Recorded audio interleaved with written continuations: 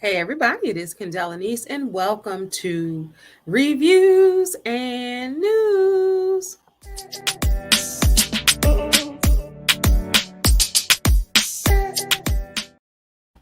All right, hi everybody. It is late, and I said, let me do that before I lay my head down. What time is it? It's 11 p.m.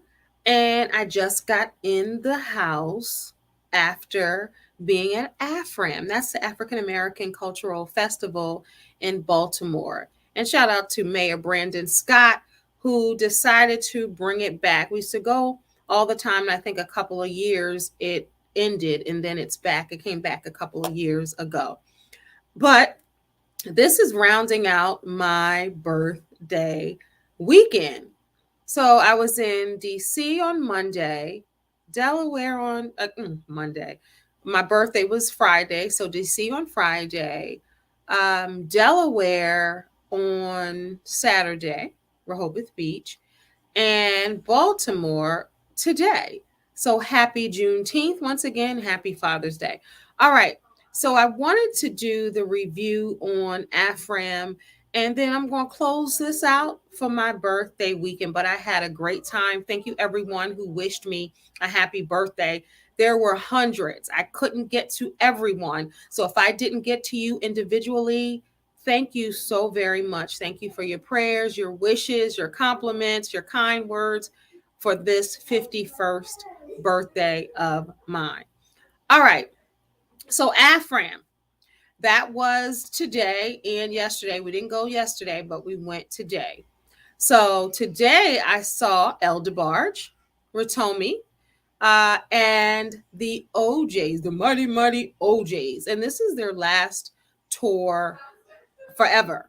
Like this is the last year that they will be touring. So I'm going to get into how each group was. But first, let's just say AFRAM was in Baltimore at Druid Hill Park. Now, some of you, if you're not in the Baltimore area, then Druid Hill Park might sound a little familiar. It's the group Drew Hill. That's where they got their name from. They shortened it from Druid Hill and just called themselves Drew Hill. And that's from the famous park in Baltimore. So police were everywhere, making sure it was safe. I mean, they were everywhere. The Black folks were out on Juneteenth and Father's Day, and everyone was out. Of course, they have vendors, eateries, pop-up eateries. You know how it is at a festival. They had all of that. Black vendors, Black restaurateurs, Black business owners. So it's all things Black. And of course, it's Juneteenth. So no troubles, no problems, no concern. Black people coming together, just celebrating life. I'm happy to say that there were no reports of violence, because Baltimore sometimes gets a bad rap. And I don't go into the city often. I live in the suburbs, if you will. But when I go, I don't have any problems. And today didn't have any problems. Finding somewhere to park, we relatively found something pretty quickly. With all those cars out there and all those people out there, we were blessed. And, I thank God for everything. Thank you for this parking space. So then we walk all the way to the park. And of course, the music is playing. Leandria Johnson was there earlier. We didn't get a chance to see her. She won Sunday's Best, and she's a gospel artist. So, of course, we're going through just seeing everything, but I didn't want to miss El DeBar. So we got there maybe like 10 to 15 minutes before he started, and I'm glad he started late. And he didn't start late because of him. Let me tell you something. His whole band got held up. You guys know that they have been canceling flights, right? So none of his band made it. But that's the good thing about showmanship and being an all the way around artist. A lot of artists now, first of all, they probably wouldn't have bands. They would probably have like a drum machine or a DJ. But thank God that El DeBarge is from the old school and he knows how to play the organ and the piano. So he was just out there by himself, no dancers, no background singers, no band. because they didn't make it, he was out there himself. So his earpiece was acting up at first. So he started off with Rhythm of the Night. Um, and he couldn't hear out of his mic piece. So they finally fixed that.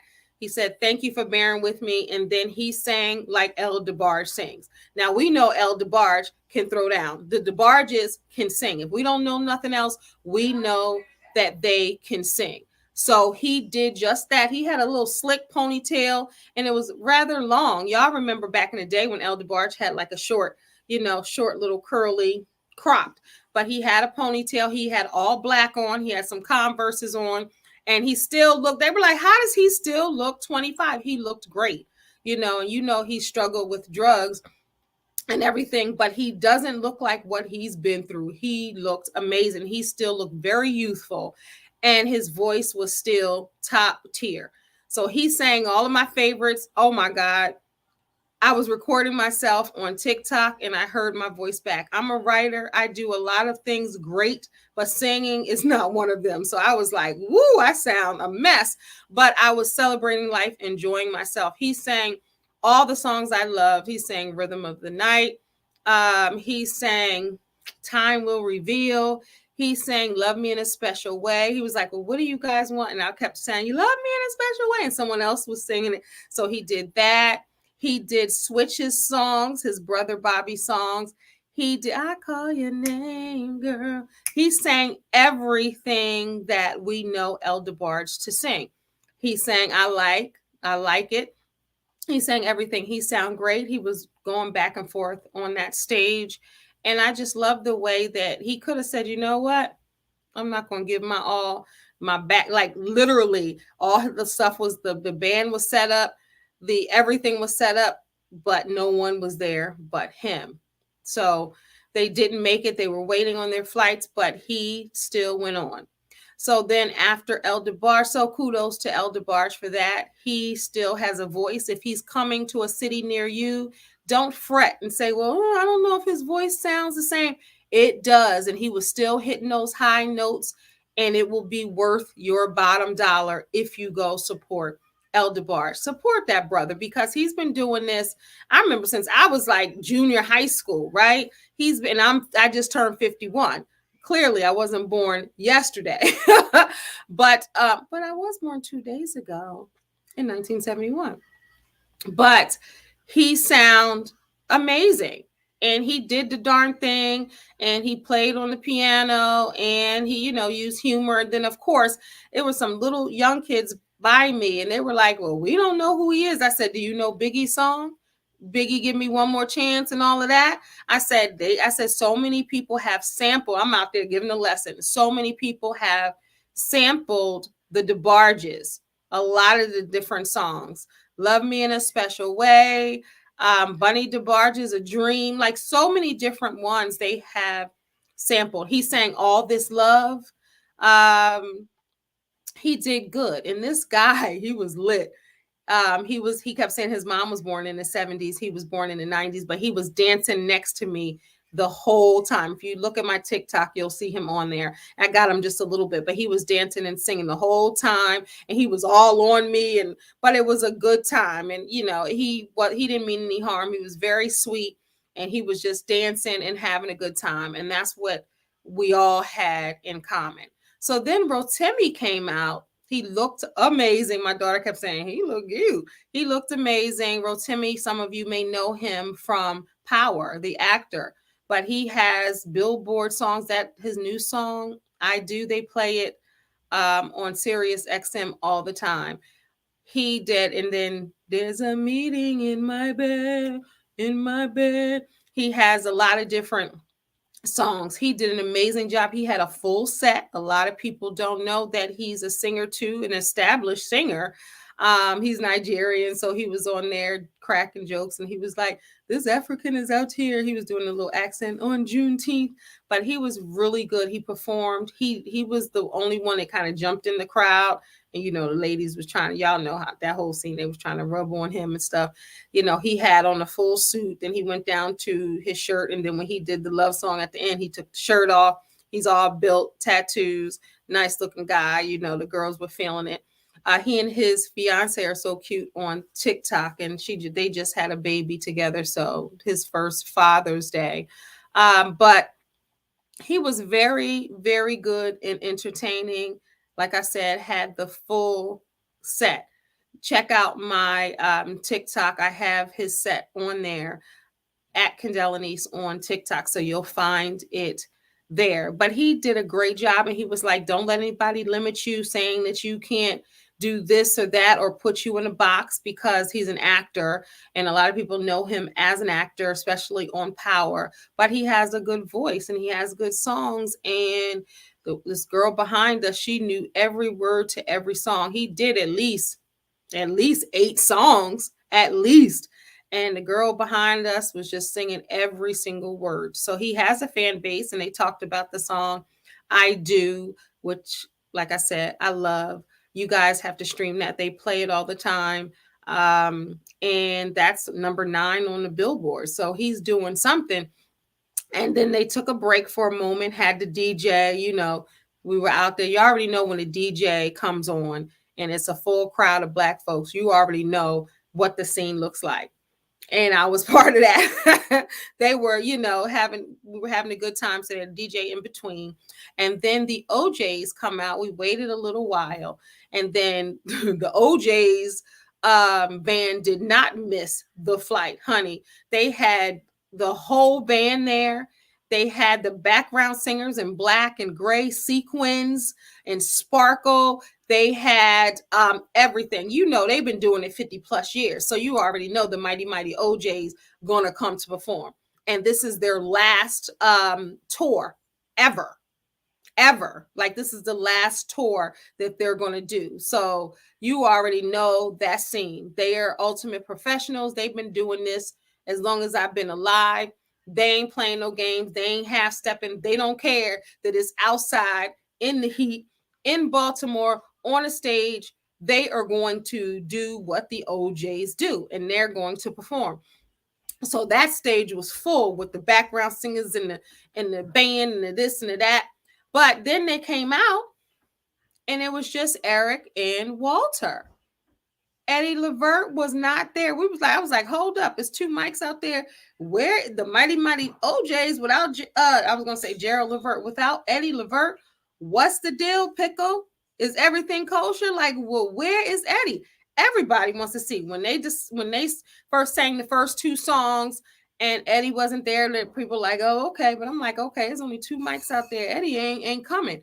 And when some people seen that Eddie wasn't coming, they was packing up their little lawn chairs and they were rolling out because they wanted to see Mr. Eddie Levert, because that voice, because you got Walter's little soft voice, melodic voice, singing Loving You, that's my song. Then you got Eddie's growl, like it's a perfect combination. Then you have Eric Nolan, who fits right in the middle. And Eric Nolan joined the OJs maybe 20 something years ago, maybe 30 years ago now. Short story. He was a friend of Gerald's, and he's like around that age group. And he wanted to join the other original member. Something happened with him back then, and he wanted to join, and he had to really prove himself because he was the younger one. And he's been proving himself ever since, because he's been there for at least 25, maybe even 30 years with the OJs. So then the OJs, now let me tell you, like I said, they're old school. They ain't playing no games with these children. They came out suited and booted, all white, sparkle, clean, looking like they just got out the shower, looked like the clothes were custom. They didn't play no games. And I'm going to post that. You'll see that on my social media as well. They were clean as a whistle. They are consummate professionals, and they came out and did their thing.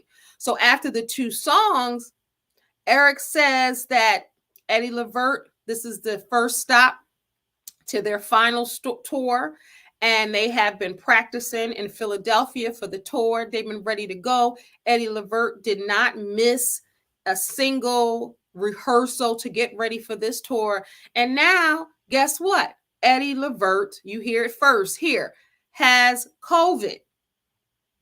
Yep, he has the coronavirus, so they asked us to pray, for him and make sure he's okay. He just turned 80 years old, so that's not safe. So I definitely pray for him. But when some people heard that he had COVID, everybody was, sad because they wanted to see him and they wish him well. But some people they packed up their chairs and they were rolling out because that's who they wanted to see clearly. But so I do pray for Eddie Levert. I wish him well. He's had a struggle with both of his sons passing away and dealing with all of that. I don't think you ever get over something like that. But we were looking for Eddie's growl to have that balance. Well, don't fret. And I made sure I wrote his name down. I think it was Nicholas Davis. Let me just check. Yep. How can I forget Mr. Nicholas Davis? So again, they had their female background singers in the black sequence. See, that's the thing. They ain't playing. You go to some concerts now with younger people, and I'm part of that younger people, and the background singers are not what they used to be. Like, they ain't really dressing up. They might have the same color on, but they ain't giving it. Remember how Luther's background singers with Lisa Fisher and all that? They would give it to you. They're going to give you a show. So the OJs didn't care if we were outside or not, even though it was a beautiful stage, beautiful day, beautiful scenery. Those background dancers were dressed. Singers were dressed. And then they had a man who came out, brown skin, thick, beard, all black. He was over in the corner, Mr. Nicholas Davis. I don't even know who he was. I think he might have been one of the background singers, or they were like, he a stand or something. Now, don't get it twisted. He didn't get up there. He ain't had a white on like Eric and Mr. Walter. He wasn't up there, like he wasn't pretending to be Eddie Levert. So he wasn't up there with them. It was them. And then this man was like right to the back, and he was singing Eddie Levert's growling parts and part of his parts, because you need that balance. And with the OJs, you have that balance. It's not like a level, it's a whole vibe. Y'all know the OJs music. And he was doing those parts, and I was like, Nicholas Davis is fighting for his life, because he probably never had this opportunity to be standing in for Eddie Levert. And then in front of these people, he gave it everything he got. And I was telling my daughter, see, this is why you got to stay ready. When it's your time to shine, you're going to shine, but you got to be ready. And he was ready. But they was like, okay, you still stay back here because you ain't Eddie. We're going to give you some of his parts to round this sound out, but you ain't Eddie. So you still stand right there. But he was giving it all he's got. Now, if you were at the Baltimore show at AFRAM, if you saw them, confirm that in the comments, because that's what had happened. And but he sang it's so funny, because I did a poem about the OJs and I used all of their song titles in the poem. I did this probably like over a decade ago. I don't know why I did it. I do love a lot of their songs, but I have to repost that one day. But Loving You and Forever Mine, they did Backstabbers, they did used to be my girl, they did that, they did Stairway to Heaven, they did Love Train, they did all of their hits, and they were out there giving it. Their voices sound amazing. They old school when they got the pinky rings on, because both of them, Eric and Walter, had the pinky rings on. That's the old play. I used to always say, I don't trust no man with no pinky ring, but they don't count, because they're the old school. That's how they used to rock it. That's what they do. But they were clean as the Board of Health up there, and they were giving it everything they got. I wanted to leave. How when a concert ends and it's outside and it's a lot of people, I wanted to not leave when they said good night Baltimore. I wanted to leave a little before that, but the way it's set up, it's outside, you can still hear it. So the last song they did was Love Train. So I was already moving up the way, trying to get on out of there. How you got to go to the bathroom. My daughters wanted to take some pictures. We did all of that, and then we rolled out before the main crowd came, and we had no problems. getting out, no problems driving out, didn't have to wait in lines, none of that. So we can still hear them. And as we were walking to the cars, this one lady was like, dang, they still singing. They were still giving everything they got. And they were the headliners. So they performed. I don't know if something was happening. They started a little late. So they started maybe at 7:45. I think they were supposed to start at 7:30ish, somewhere around there. And then they went all the way until 9 o'clock. So they put on a show from 7:45, 7:50 to 9 o'clock, 9:05. They put on a show. So everybody performed a lot, because you know how sometimes when you have a festival, sometimes they might do one or two shows. No, they did whole sets. El DeBarge did a whole set. Rotimi did a whole set. And he had a DJ out there with him. Did Rotimi have background singers? Daughters. They were right there. They just left. I don't think he had background singers, but he had a DJ and he had his people out there. But it was good. It was a good day. And it was a nice way for me to end my birthday weekend, because I've been busy all weekend. A lot of times I'm doing work on weekends, and it just reminded me that, it's so important to celebrate life, reiterate that. I have t-shirts that say that, so y'all know I'm about that. But it was just refreshing to come. Okay, where we going? And I drove a lot this weekend, and in the car a lot this weekend. Mama tired, back aching, all of that stuff. But it was a great weekend, and I'm just pleased and honored to be here for this 51st birthday, enjoying life. And I look forward to many more birthdays and many more great weekends like this. And I was like, I gotta go to my people. I gotta do the review on AFRAM to let you all know that, next time AFRAM comes to Baltimore, if you're in the Baltimore area, or a Juneteenth celebration in your area, or when your birthday comes, make sure you live it up and do some things that you want to do. If you enjoy certain things, make sure you do them. Don't put them off and say, okay, well, I'll go next year, because, moments are priceless. And anytime you get to spend time, I spend time with my daughters. Anytime you spend time with the people you love, doing the things that you love, it's really, really good for the spirit, and it's good for the soul. And this was great. It was good. We had, let me just tell you about the food lines. The food lines were ridiculous. They had everything. And people amp up those prices when it's time to have a festival. And we stood in this long line. My daughter wanted some fried fish, and we stood in this long line. And then we finally got to the front after waiting in that line forever, only to come to the front. There was some burnt macaroni and cheese. It was dry. One of the lines, the person was rude. What kind of drink is that? Tropical lemonade. Just rude. And like, you can't be conducting no business like that, right? Like, come on. Then you come and your stuff is all dried. Fish is all, when it gets real burnt. Like, and I get it. But then it's like, you can't have a nasty attitude and nasty looking food. We waited in that long line. So they were still in the line. I went around. I found something off the beaten path, like not on the main strip of vendors. I went around the corner. It was the beautiful people. They were pleasant. They were ready to, because the other one's like, all we take is cash, just a nasty attitude.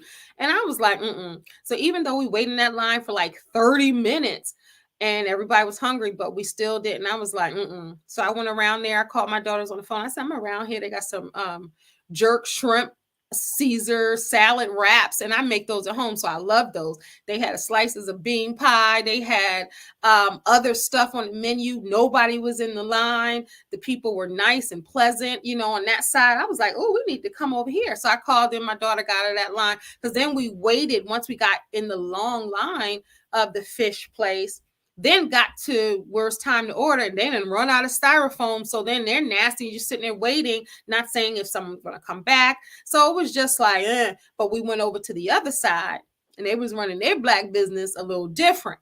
and I was like, and the food was less expensive, less hassle, less line, less problem, and the stuff was fresh. Um, so we ended up going over there because then you don't mind spending your money there, you don't mind eating there. Because I told my daughter, I was like, they probably cooked it with a nasty attitude because you know how you cook with love and you stirring it and you putting the ingredients in and you cooking with love, then the food tastes like it, right? But then you nasty, then you got burnt macaroni and cheese. Now everybody like the macaroni and cheese a little burnt at the top, a little bit, but it can't be dry. It got to be cheesy for those who eat macaroni and cheese. But then we went on to the other place, and I was like, y'all are a breath of fresh air. They were really nice. And what else? Of course, they had the porta potties out there. They had everything a festival has. But overall, it was a great day. We got there. By the time we parked and everything, it might have been like a little before 4. And we left as we got to the car maybe at 9:30. So we were out there a substantial amount of time, but it didn't feel like it. That's when you know you're having a good time. And my daughters were out there dancing. I was dancing, everybody around dancing, you meeting people that, you're talking. And that's how I like it to be. Sometimes Black folks get a bad name when it's a whole bunch of Black folks. They like, oh boy, what's going to happen? Nothing happened in Baltimore. Nothing happened at AFRAM. It was a mighty good time. So that's my review on AFRAM Baltimore 2022. I went on Juneteenth. June 19th. And I got my, African print on. I was out there. People like, your dress is cute. Thank you. Representing for us. So if you have festivals coming to a city near you, make sure you support local artists and local vendors, because those are the ones who are usually at the events. And then if it's not a local artist and it's somebody that you know and love, go out there and support them too, because I know a lot of artists had a hard time, like everybody did during COVID. People were shut down. And if you're an artist, you weren't making no money or bringing no money in for the last 2 years. So that's why anybody is touring right now. And going to festivals is one of my favorite things to do. So it was a great day. It was a great birthday weekend. You know how we do. I still might be celebrating next week. I might be celebrating next month to be alive and blessed with 51 years. Come on. A lot of people didn't make it. But that's it. That's all. I'm going to go take a shower and watch me a movie and close out this weekend with prayer and gratitude. Again, thank you everybody for the birthday wishes, and thank you for joining me on Reviews and News. Remember, you are a star, so don't allow anyone to dim your shine. Until next time, God bless. Peace.